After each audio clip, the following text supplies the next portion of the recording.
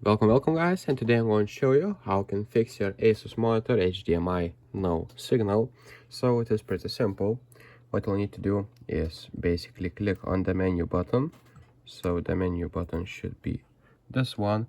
Select the input and make sure to select on HDMI and click on the check mark.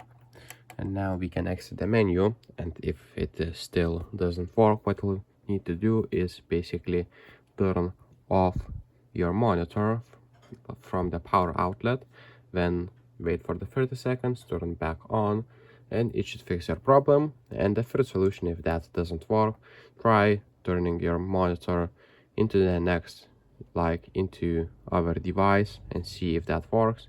If that doesn't work, you'll need to try another cable. So if this video was helpful, please make sure to subscribe to Guide to Everything, comment down below for the algorithm, and see you in the next one.